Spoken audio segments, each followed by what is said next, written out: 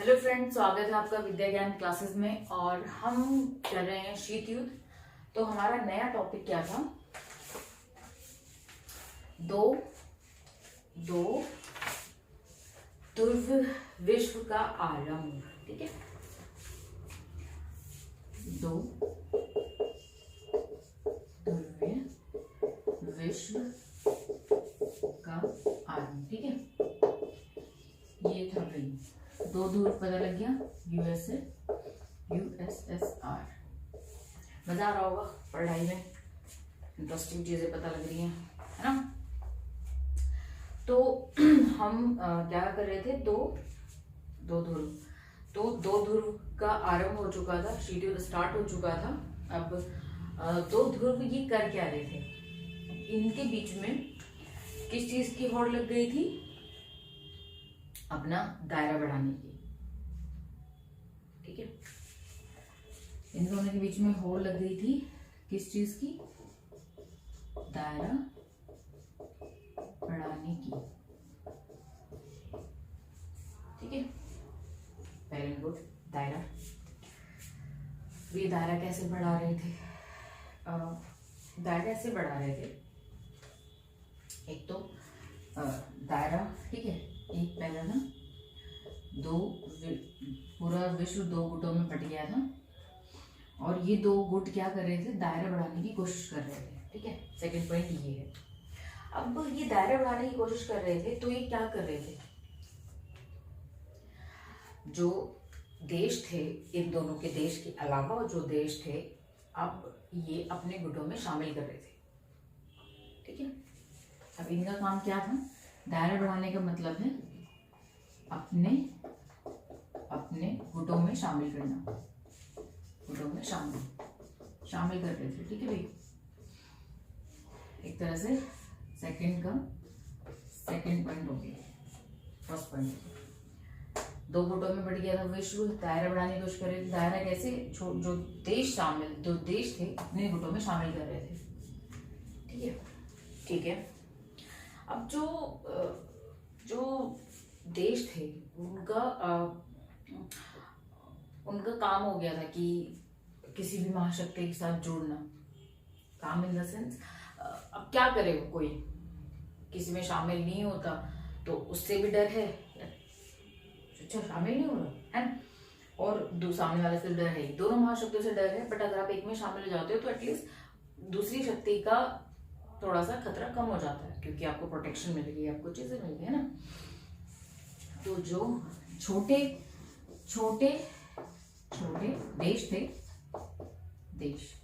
देश थे, उनका अपना हित था। उनका हित क्या था? शामिल होने का। तो ये छोटे देश हैं, वो क्या करें? ना उनके पास इतना पैसा, ना वो लड़ सकते, है ना, कुछ नहीं कर सकते। तो क्या करेंगे? वो सुरक्षा ही लेंगे किसी एक महाशक्ति से। और अपना हित क्या था? उनका फायदा क्या था? वो आपकी बुक में लिखा है, पेज नंबर 5 में। पहला है सुरक्षा का वादा मिलता है। अगर मैं किसी भी एक महाशक्ति से जुड़ जाता हूँ तो मुझे सुरक्षा मिलेगी। आप पे अगर दूसरा कोई अटैक कर रहा है तो मैं खड़ा हूँ, मैं तुम्हारी सुरक्षा करूंगा, है ना। नेक्स्ट क्या है? हथियार मिलेंगे। जो ये छोटे देश हैं, इनकी जो बाउंड्री पे देश है, यहाँ पे इनसे लड़ने के लिए इनको हथियार मिल रहे हैं, ये भी फायदा है ना। जो आसपास बाउंड्री पे देश हैं, उनसे भी तो लड़ाई होती रहती है, उनके लिए हथियार मिल रहे हैं। सुरक्षा तो मिल ही रही है महाशक्ति से, हथियार भी मिल रहे हैं, और क्या मिल रहे हैं? आर्थिक मदद। Very good. और क्या चाहिए छोटे देशों को? सब कुछ तो मिल रहा है ना। तो ये चीज थी। ठीक है, 3 सिनेरियो समझ में आ गए। पहला, विश्व दो गुटों में बट गया था। दो गुट कौन से हैं बताइए आपको? अमेरिका और सोवियत संघ। सेकंड क्या था? दो गुटों में बट गया, तो ये गुट क्या करने लगे? अपना दायरा बढ़ाना चाहते हैं कि भाई मेरा दायरा इतना बड़ा है, मेरे में ये देश भी है, मेरे में वो देश भी है। अपना दायरा बढ़ाने की शुरू कर दिया, होड़ लग गई। इसमें बताया कि जो दायरा बढ़ा रहे थे, जिन देशों को शामिल कर रहे थे, उनमें उनका भी फायदा क्या था? उनका फायदा ये था। ये 3 पॉइंट पता लग गए हमें। तो अब एक और चीज, जो दो गुट थे, अमेरिका और सोवियत संघ, सबसे पहले गुटों में कौन बटा, कौन सा, ठीक, कौन बटा? सबसे पहले बटा यूरोप। यूरोप के देश सबसे पहले बटे, ठीक है भाई, समझ लो ये यूरोप है। मैप में देख लेना यूरोप कौन सा है। तो यूरोप का ये वाला हिस्सा यानी पूर्वी हिस्सा, ये वाला हिस्सा किसका था? यूएसएसआर का। और यूरोप के जो इधर वाले देश थे वो यूएसए के साइड थे, है ना, यूएसए साइड है, यूएसए साइड है, तो इसी तरह से बढ़ गए। तो पूर्वी हिस्सा किसके साइड गए? यूएसएसआर के, सोवियत संघ के, और पश्चिमी हिस्सा अमेरिका के, ठीक है। सबसे पहले यूरोप बटा, और भी देश बटे, ठीक है, बट सबसे पहले यूरोप में स्टार्ट हुआ। फिर क्या हुआ, एक चीज सामने आई 1949 में, एक चीज सामने आई, एक संगठन सामने आया 1949 में, जिसका नाम था नाटो, जो अभी भी बहुत चर्चा में था। यूक्रेन और सोवियत संघ की जब लड़ाई हो रही है ये सब, तो उस टाइम पे भी बहुत चर्चा में था।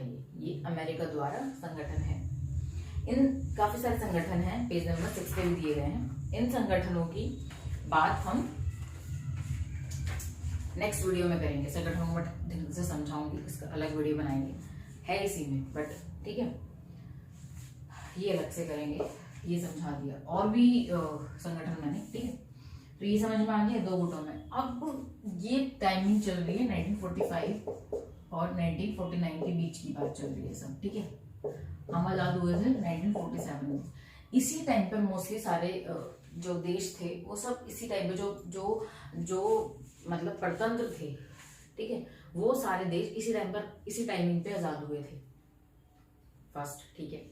अब जो आजाद हुए, जो नव राष्ट्र आजाद हुए, 5th पॉइंट, जो नव स्वतंत्र देश थे वो जो आजाद हुए, उनके सामने अब खतरा पैदा हो गया कि एक तो हम अभी आजाद हुए हैं, अब दोबारा किसी संगठन में, मतलब गुटों में हमें आना होगा।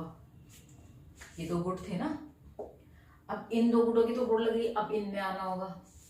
तो हम स्वतंत्र तो हुए ही नहीं, फिर इनडायरेक्टली तौर पे तो हम स्वतंत्र नहीं हुए ना। हम कुछ भी अपना आजादी से निर्णय नहीं ले सकते। निर्णय कौन लेगा? या तो ये लेगा, अगर हम इस खेमे में मिलते हैं तो ये निर्णय लेगा, इस खेमे में मिलते हैं तो ये निर्णय लेगा हमारे देश का। तो हम तो स्वतंत्र हुए ही नहीं। अब इनके सामने बड़ी समस्या पैदा हो गई, स्वतंत्र होके भी स्वतंत्र नहीं हुए। अब क्या करेंगे लोग? इतनी जद्दोजहद, इतनी मुश्किलों से तो इन्हें स्वतंत्रता मिली है, इतने टाइम बाद, ठीक है। अब इनके सामने, तो इन्होंने एक एग्जाम्पल सामने लाया जो था गुट निरपेक्ष, ठीक है। इसकी भी मैंने शॉर्ट वीडियो बनाई है, यानी गुट से निरपेक्ष होना। हम किसी भी गुट में शामिल नहीं हैं, इन दोनों से निरपेक्ष हैं, ठीक है।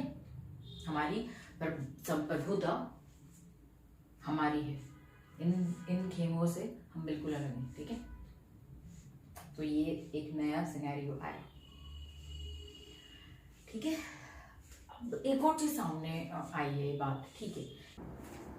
तो इनसे इतनी सारी सुरक्षा ये प्रदान कर रहे थे, हथियार प्रदान कर रहे थे, आर्थिक सुरक्षा दे रहे थे ये, तो इनका फायदा नहीं हुआ?